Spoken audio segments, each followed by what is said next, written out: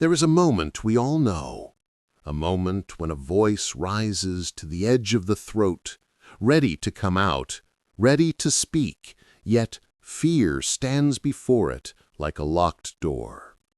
We lift our eyes to see people waiting for a word, an opinion, a small sentence that could change the direction of a meeting. But instead of giving us the right words, the mind offers us silence. Why does this happen? Why do we freeze in the very moment we need our voice the most? Because the mind does not see reality the way we do. We see a work meeting, a simple presentation, or even an ordinary conversation. But the nervous system sees something else. It senses danger, a possibility of rejection, a moment where we might be judged, criticized, or examined by others.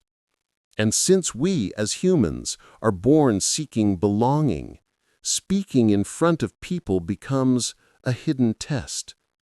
Will they accept me? Will I make a mistake? Will I look weak or unprepared? And so fear begins. Not a fear rooted in weakness, but in humanity itself. Your voice doesn't disappear because you are incapable. It disappears because it needs safety, because it wants a moment where it feels unthreatened, unjudged, not forced to be perfect.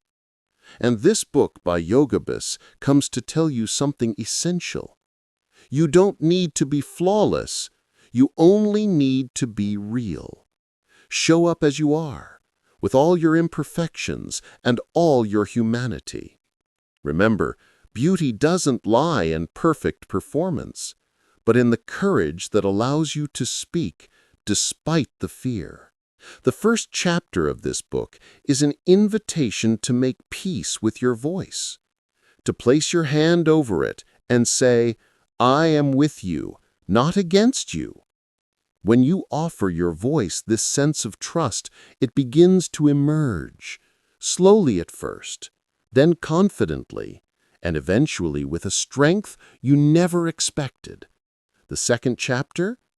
When the body speaks before we do, before the mouth opens, before words form their sentences, the body is the first to speak. The heart beats faster, the shoulders tense, the hands tremble ever so slightly.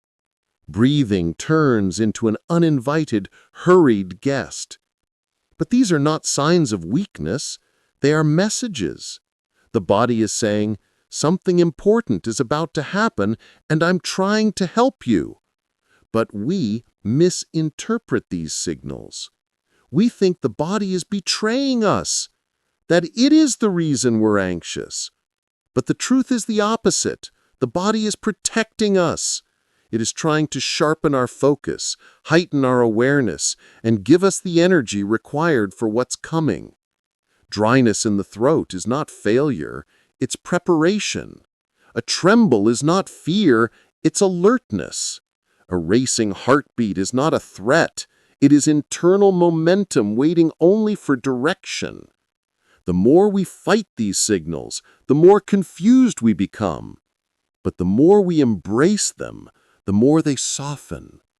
This is the secret to managing tension. Don't fight your body. Soothe it the way you would calm a frightened child. Tell it, I know what's happening and I can handle it. And when your body feels understood, it begins to cooperate. Your voice returns and your words flow as if they had been waiting for this moment for years. Chapter 3. How to find your true voice in the noise. None of us is born with a perfect speech, a flawless performance, or unbreakable confidence. But each of us is born with a voice, a quiet, honest, pure inner voice. Over time, with school, work, and constant comparison, this voice begins to hide behind the voices of others. We become skilled at imitating this person or that one, yet fail to hear our own voice. The true voice is not the loudest, nor the most eloquent, nor the deepest. Your true voice is the one that resembles you, the voice that speaks your words, not theirs, that carries your experiences, not someone else's. It is the voice that rises from within as if it were a part of you, not a performance placed upon you. To find that voice, you must take one step back and ask yourself, why do I want to speak? What message do I carry? What value am I trying to offer? When the answer becomes clear, your voice begins to appear. It doesn't need perfection, only honesty. And honesty never deceives an audience. People can see honesty in the tone, the hesitation, the passion. They can see the truth hiding between the lines. And when you speak from the heart, your voice becomes clearer, stronger, and closer to who you really are. In the coming chapters, we will begin shaping this true voice into a skill. We will learn how to think quickly, how to respond with steadiness, and how to keep our voice present even when pressure rises. Chapter 4. When words falter, meaning rises. There are moments when you stand before others and feel your words slipping away like water through your fingers. You search for them and cannot find them. You try to grasp them, but they retreat, as if afraid to appear in the open. But the truth is that words do not run away. They simply wait. Wait for you to slow down, to pause for a moment, to give yourself permission to make mistakes. Yes, permission to be imperfect. Every time we face an audience, we enter the moment carrying the burden of perfection on our shoulders. We want to be flawless, strong, clear, prepared for every question. But no one expects perfection from you. The audience wants something far simpler.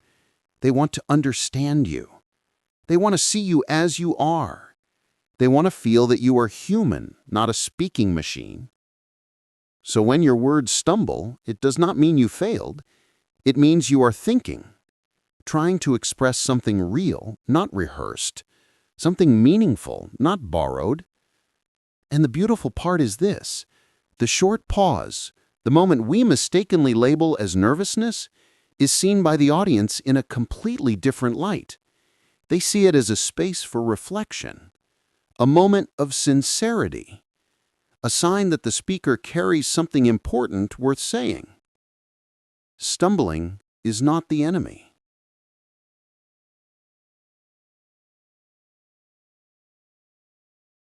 Stumbling is not a flaw. It is part of the journey. Just as a calligrapher needs a small mistake to steady his hand again, a speaker needs a moment of silence to gather their thoughts.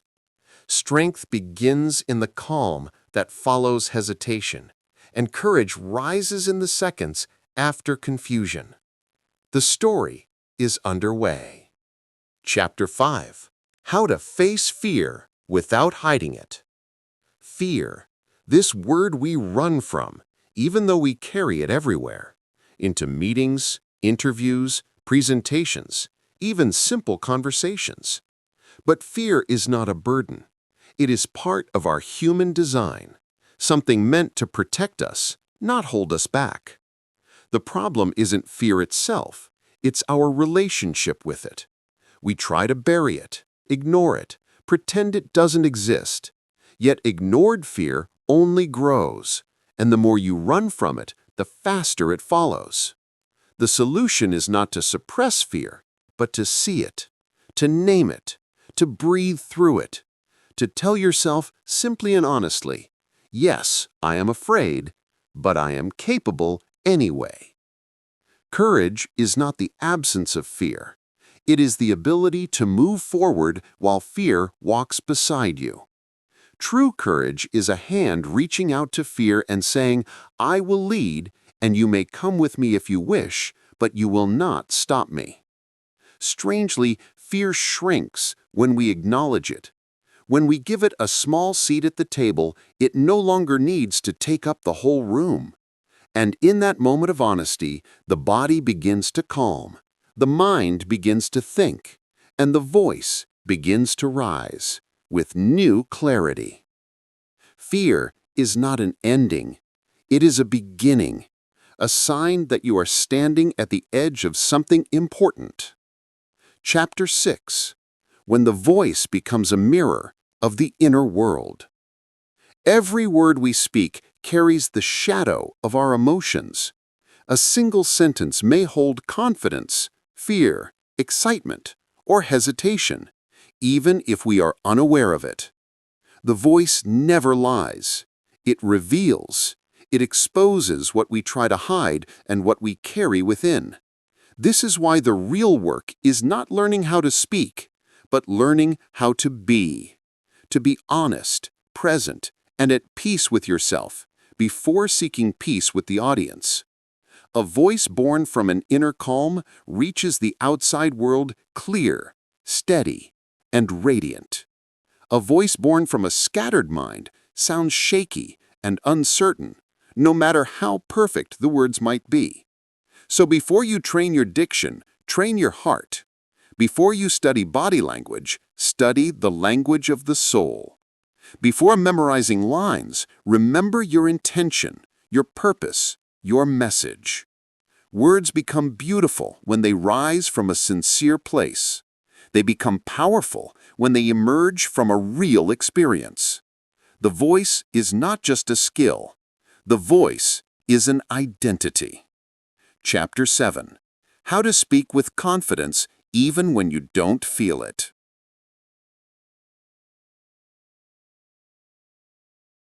Confidence is a behavior. Yes, behavior comes before emotion. This means you can act confident even when you don't feel confident yet. How? With very simple things. Stand tall. Look people in the eyes. Breathe slowly. Begin with a clear sentence. Leave a 1-second pause before speaking. Move gently, not anxiously. These tiny details tell the mind everything is under control. When the mind calms, the words calm. And when the words calm, they become more beautiful and more powerful. Confidence is not something that arrives before speaking. It is something born during speaking. It appears with your first sentence, grows with your second, and with time becomes a part of you. Every strong speaker was once afraid. The only difference is that they did not wait for fear to disappear. They started while fear was still there. Chapter 8. How to think quickly when anxiety slows you down. When a person is anxious, the mind becomes like a traffic jam at rush hour. Thoughts pile up. Sentences stop moving. Responses become slower than we want. But there is a way out of this mental traffic. Return to simplicity. When you are asked an unexpected question or need to answer quickly, don't chase the perfect sentence. Look for the possible one, the honest one, the sentence that comes from the now, not from fear. Simplicity frees you. A single short sentence can be far better than a long, confused paragraph. The simpler you keep things, the faster your thinking becomes, the more your confidence grows, and the less anxiety holds you back. Tension slows you down, but awareness brings you back. A brief pause, one small breath, half a second to think, is enough to bring the mind back onto the right track. Chapter 9. When speaking becomes a tool for connection, not performance. Speaking is not a weapon to impress others. It is not a stage to prove your strength, nor a platform where you wait for applause. Speaking, at its core, is a relationship, a bond, A bridge, a moment of closeness with another human being. A person who speaks with an open, honest heart connects with people more deeply than someone who delivers a flawless performance. Audiences remember the feeling, not the wording. They remember how you made them feel, not how perfectly you crafted your sentences. When you treat speaking as a bridge rather than a stage, everything changes. Anxiety softens. Pressure fades. Your words become more human. You do not need to move an entire room. You only need to reach one person. One person who feels you are sincere, present, and speaking from a place that resembles their own. And that is enough, far more than you imagine. Chapter 10. Your voice is your responsibility. In the end, there is one thing you must understand. Your voice is not a performance. It is yours, your belonging, your story, your identity.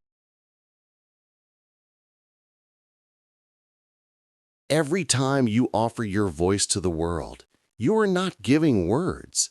You are giving a piece of yourself. So take care of your voice, respect it, give it time, rest, training, and trust. The voice you nurture today is the voice that will carry you tomorrow to places you never imagined. Your voice is not merely a tool for speaking. It is a tool for living, for appearing, for existing. And with every word you utter, make sure it resembles you, holds you, and expresses who you truly are. Chapter 11.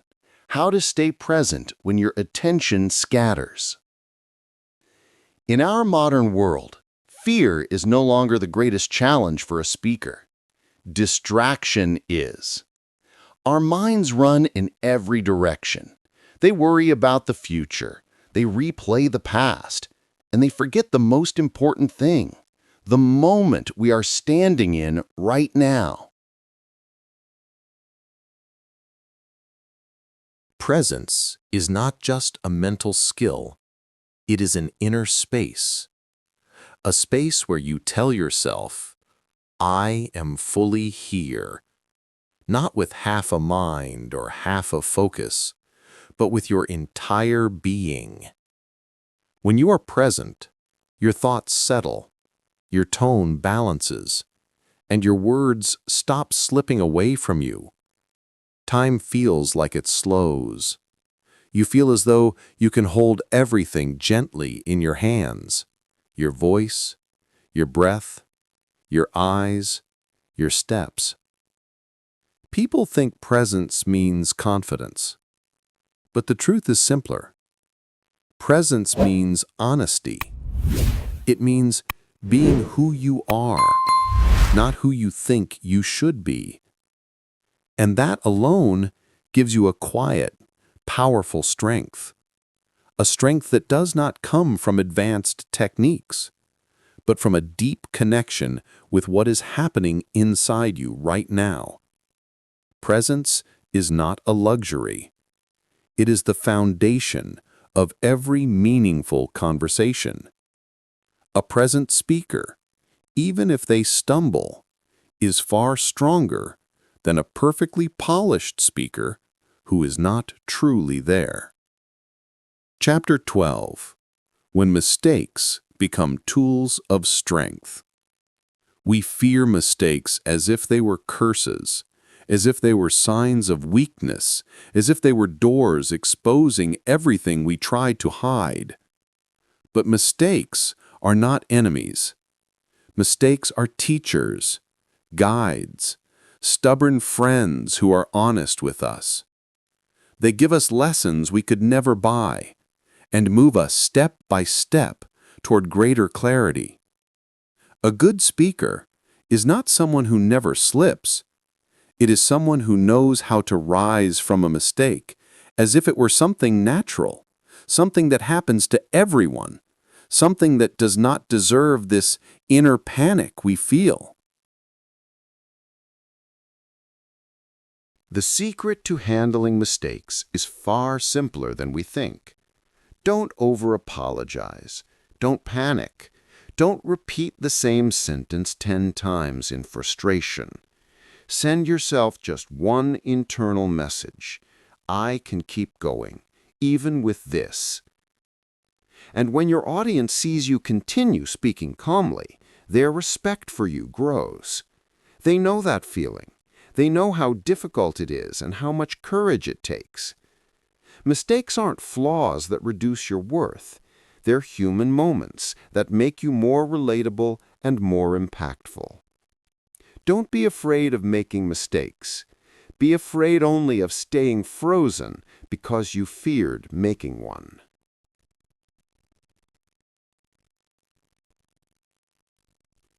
Chapter 13. Building your own speaking style. Every speaker begins by imitating others. It's natural. We learn by listening, watching, and observing those who came before us. But at some point, you must let all of that go to discover your own voice. Your voice is not a copy of anyone. Your style isn't borrowed from another speaker. It is something that forms slowly, shaped by your childhood, your experiences, your pain, your laughter, and your unique way of seeing the world. Don't look for a ready-made style. Look for yourself. Once you find yourself, you'll find the tone that fits you, the rhythm that suits you, and the words that truly reflect who you are. A genuine style isn't created. It is revealed. It emerges when you stop imitating others and start standing closer to your truth. And when that authentic voice finally comes out, you feel as if you're not speaking anymore. Your words simply flow. Talking stops being a task and becomes an extension of your spirit.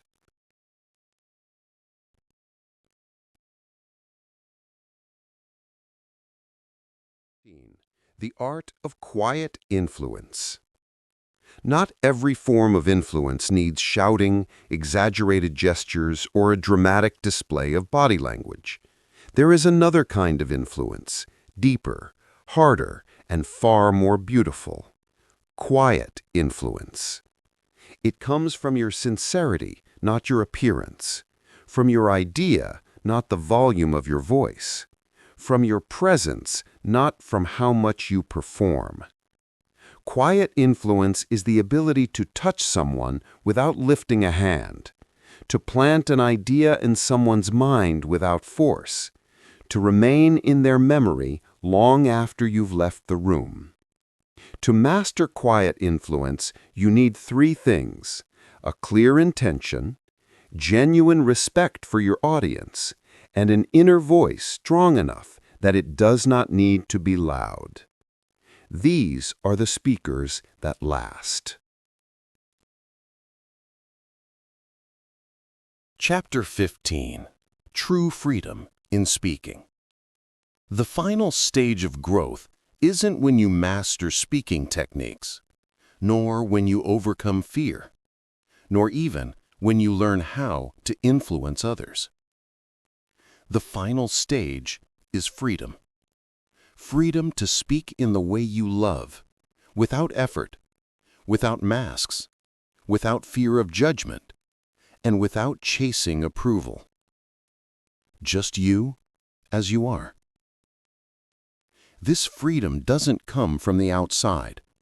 It comes from within, when you finally understand that your worth isn't defined by anyone's opinion, applause, or gaze.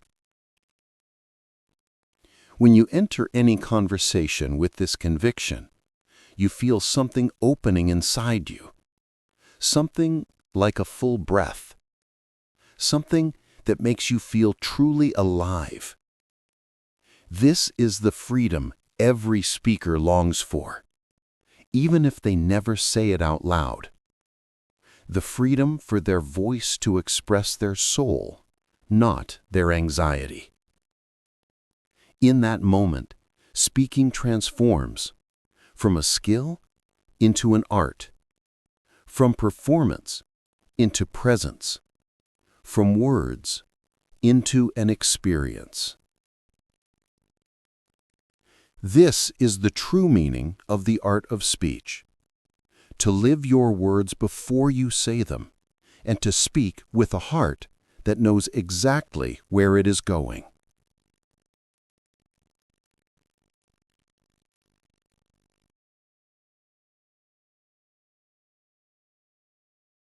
Final chapter, before you leave. Before you close this summary, I want to leave you with one small truth, a simple truth that might change everything. You are far more capable than you think, capable of speaking, of expressing yourself, of understanding who you are, of reaching others, of leaving an impact that doesn't fade. You don't need to be perfect. You don't need to imitate anyone. You don't need to wait for the right moment. You already have everything you need: a sincere heart, a voice that can carry your truth, and a desire to grow. And when you have these three, you have everything. Don't forget to like the video, subscribe to the channel, and activate the notification bell, because every day brings a new book, a new idea, and a new journey towards a stronger version of yourself. Welcome always to your channel, Book Essence.